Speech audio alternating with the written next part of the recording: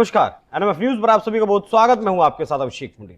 एक बार फिर से अमेरिकी राष्ट्रपति डोनाल्ड ट्रंप ने भारत को लेकर दावा किया है और इस बार ऐसा दावा किया है जिस पर यकीन करना मुश्किल है अगर आंकड़ों पर नजर डालें तो। इस बार राष्ट्रपति ट्रंप ने कहा है कि भारत के प्रधानमंत्री नरेंद्र मोदी ने उन्हें विश्वास दिलाया है कि रूस से तेल की खरीदारी बंद कर दी जाएगी, लेकिन आंकड़े बताते हैं कि सितंबर महीने में भी रूस से तेल खरीदने के मामले में भारत दूसरे नंबर पर रहा, पहले नंबर पर चीन रहा। इसी विषय पर आज बात करेंगे। इसी ट्रंप के इस बयान के क्या कुछ मायने हैं, क्या वाकई में भारत रशिया से तेल खरीदना बंद कर देगा। मेरे साथ मौजूद है निपुण आलम बयान जी। सर बहुत स्वागत आपका। सर सितंबर महीने के अगर आंकड़े देखें तो फरवरी महीने के बाद सबसे कम तेल भारत ने इस बार खरीदा है, मतलब लगभग 9% तेल की जो खरीदारी है रशिया से वो घटी है भारत की। तो क्या इस दावे में दम है ट्रंप के? देखिए अभिषेक जी, अगर ट्रंप दावा करते हैं और हमारा विदेश मंत्रालय कुछ नहीं बोलता है, उनका कोई स्टेटमेंट नहीं आता है, कोई भी अगर स्टेटमेंट नहीं आता है, तो मैं ट्रंप के दावे को लेकर अभी बहुत निश्चिंता में नहीं जा सकता। एक तो बात यह है कि जब तक हम अपनी सरकार का हम स्टेटमेंट ना देख लें तब तक हम इस बारे में कुछ नहीं बोल सकते। लेकिन अगर मैं इसको एक, जैसा आप मेरे से प्रश्न कर रहे हैं, तो मैं इसकी उनके दावे को कुछ तथ्यों पे और कुछ बातों पे अगर तोलूं तो उस पर हम लोग ये तोल के देखते हैं कि क्या वाकई में दावा सच्चा है या सही है या गलत है। आपने कहा कि 9% की गिरावट आई है, तो 9% की गिरावट कोई बड़ी बात नहीं है, है ना। बड़ी बात होती तो आगे की बात। और खुद डोनाल्ड ट्रंप का कहना यह है कि अभी एकदम से भारत खरीदना बंद नहीं कर सकता, कि कुछ प्रक्रियाएं हैं, कुछ प्रोसेसिंग है, उनमें टाइम लगेगा, उसके बाद भारत खरीदना बंद करेगा। सर इसमें ट्विस्ट और भी कहानी में एकदम से खरीदा नहीं जो जाएगा। भारत की सरकारी तेल कंपनियां हैं उनकी खरीद 9% घटी है। हाँ, मैं उसी बात को कह रहा हूँ कि अगर हम उन सरकारी कंपनियों की बात भी करते हैं, दूसरी बात है, एक सिंपल सी बात देखिएगा अभिषेक जी, अगर कल को भारत अमेरिका की धमकी के बाद रशिया से तेल खरीदना बंद करता है तो ये सीधा सीधा भारत की सोवरेंटी को क्या होगा, एक तरीके से आपके द्वारा, अमेरिका के द्वारा कंट्रोल करना हो जाएगा। तो फिर हम किस ब्याह पर कह सकते हैं कि we are a sovereign country. पहली तो बात ये। दूसरी बात ये है कि 9% की गिरावट होना या 10% या सरकारी कंपनी की गिरावट होना, इसको आप इस तरह से मत देखिए। हमको ये देखना पड़ता है कि किस महीने में, किस मंथ में, किस हफ्ते में ज्यादा डिमांड आपकी तेल की हो रही है और किस हफ्ते में कम डिमांड हो रही है। जब हम डिमांड के अकॉर्डिंग कैलकुलेट करते हैं, यानी कि अकॉर्डिंग डिमांड कैलकुलेट करते हैं, उसके आधार पर आपको ये देखने को मिलेगा कि किस महीने में ज्यादा होगी, किस महीने में कम। अब सितंबर के महीने में कम हुई, ये देखना पड़ेगा कि ऐसी क्या वजह थी कि कम खरीदा गया। पहली बात तो ये। दूसरी बात क्या है, अब मुझे बताइए कि रशिया के साथ तेल खरीदने से हमको फायदा है या नुकसान है। खुद पुतिन साहब ने कहा था कि अगर भारत रशिया से तेल खरीदता रहता है तो करीब 9 से 10 बिलियन अमेरिकन डॉलर का फायदा होता है भारत को। उतना ही नुकसान हमारा अमेरिका से ट्रेड करने में हो रहा है। तो मुझे एक बात समझ में नहीं आती कि भारत फिर क्यों अपने राष्ट्रीय हित के विरुद्ध में जाकर, और अमेरिका आज कह रहा है कल को कुछ और बात बताना शुरू कर देगा, कहना शुरू कर देगा, तो क्या हम उसके दबाव में, उसके कहने पर आकर?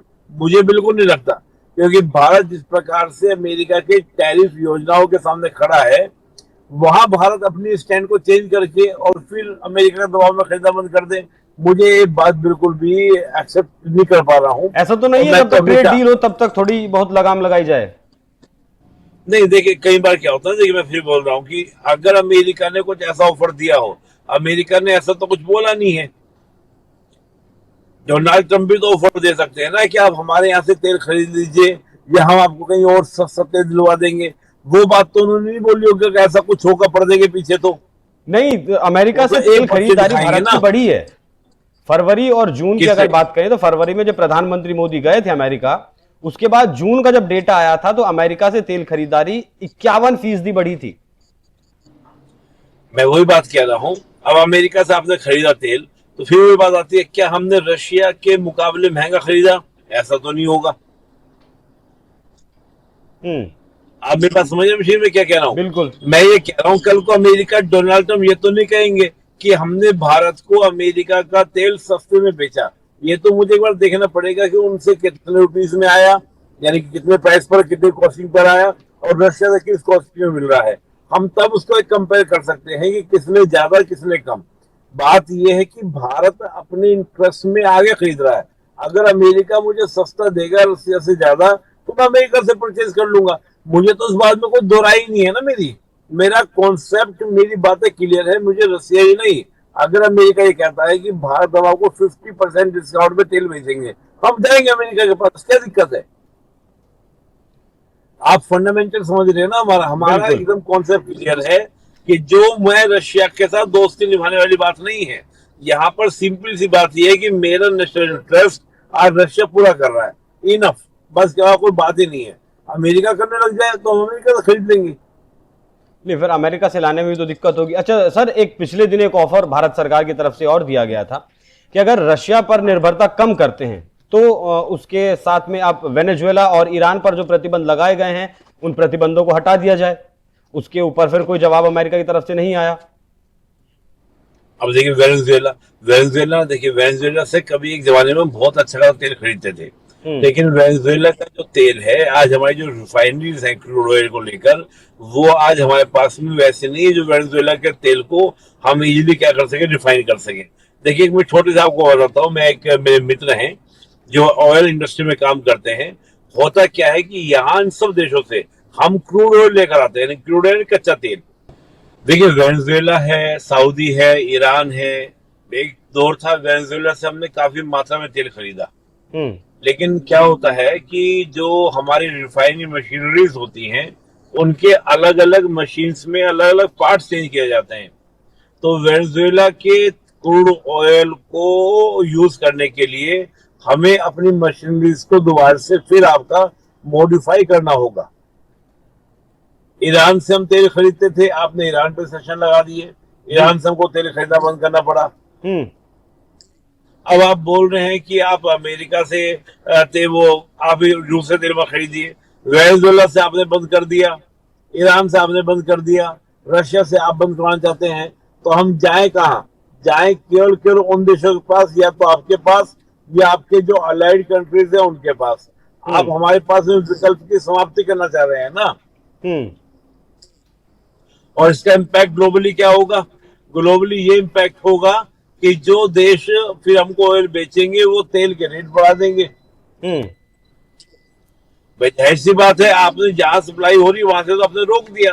अब मोनोपोली हो जाएगी, फिर कम सप्लाई है कि जो तेल की सप्लाई फिर कम हो जाएगी और कम होगा, रेट बढ़ेगा, भारत में भी रेट बढ़ेगा, भारत के सीधे सीधे इंटरेस्ट क्या होंगे, इम्पैक्ट पड़ेंगे। तो मुझे ये लगता है कि जो आज डोनाल्ड ट्रंप कह रहे हैं कि ठीक है, अगर वो ऐसा कह भी रहे हैं, हालांकि जब तक मैं मानता हूं कि भारत सरकार की ओर से किसी प्रकार का कोई बयान नहीं आ जाता, इस पर कोई क्लैरिफिकेशन नहीं आ जाता, कोई भी बात बोलना क्या है बेकार होगा, गलत होगा। और होता क्या है कि हर देश अपने लीडर को, कोई भी लीडर अपने आप को विजेता के रूप में एक कि मैं विक्टर हुआ हूं, मैं विक्ट्री मिली है, मैं विजेता हूं, उस रूप में प्रदर्शित करते हैं। डोनाल्ड ट्रंप की तो याद रही है पुरानी, तो मैं डोनाल्ड ट्रंप के वक्तव्य के आधार पर पूरा एनालिसिस नहीं कर पाता। मतलब मेरा मानना ये है, और हमें करना भी नहीं चाहिए। और वैश्विक महंगाई में कितनी बढ़ोतरी का अंदाजा है अगर भारत रशिया से तेल खरीदना बंद करता है? देखो ये तो पूरा एक एनालिसिस करना पड़ेगा, बैठ के हिसाब से बैठ के मुझे बैठना पड़ेगा, एक मित्र बैठ के मैं पूरा एनालिसिस करता हूँ। लेकिन एक सिंपल सी बात ये है कि हर चीज पर इम्पैक्ट पड़ेगा। और ये तो आपको याद होगा अभिषेक जी, आपको ये भी याद होगा, खुद हमारे द्वारा कहा गया था कि ये अमेरिका वही अमेरिका है जिन्होंने तो खुद कहा था कि यार तेल खरीदो, नहीं तो क्या होगा कि दुनिया में महंगाई बढ़ जाएगी। याद आ रहा है? बिल्कुल। 2022 में अमेरिकी राजदूत थे, उन्होंने कई बार यह खुलासा किया है कि अमेरिका ने ही भारत के ऊपर इस बात का दबाव बनाया था कि वो रशिया से तेल खरीदे। हालांकि ट्रंप के दावों पर इसलिए भी यकीन नहीं किया जा सकता क्योंकि अभी एक दिन पहले ब्रिक्स को लेकर भी ट्रंप ने दावा किया था और कहा था कि जितने भी ब्रिक्स के देश हैं उन्हें मैंने धमकी दी, टैरिफ की, और अब वो देश धीरे धीरे ब्रिक्स से बाहर आ रहे हैं। तो ये ट्रंप लगातार अपने झूठे दावों के लिए, झूठे बयानों के लिए जाने जाते हैं। ट्रंप की जो धमकी है भारत के ऊपर अब तक तो बेअसर हो रही है। बाकी सितंबर महीने में थोड़ा सा खरीद जो है कच्चे तेल की या फिर रिफाइंड ऑयल की या फिर कोयले की, वो थोड़ी सी घटी जरूर है, लेकिन वो मांग के ऊपर भी निर्भर करता है। तो एक और झूठ एक और झूठा दावा ट्रंप का फिर से बेनकाब हुआ है। सर बहुत धन्यवाद आपका चर्चा में जुड़ने के लिए। बाकी दर्शकों आपकी इस विषय पर क्या कुछ राय कमेंट कर जरूर बताइएगा। नमस्कार।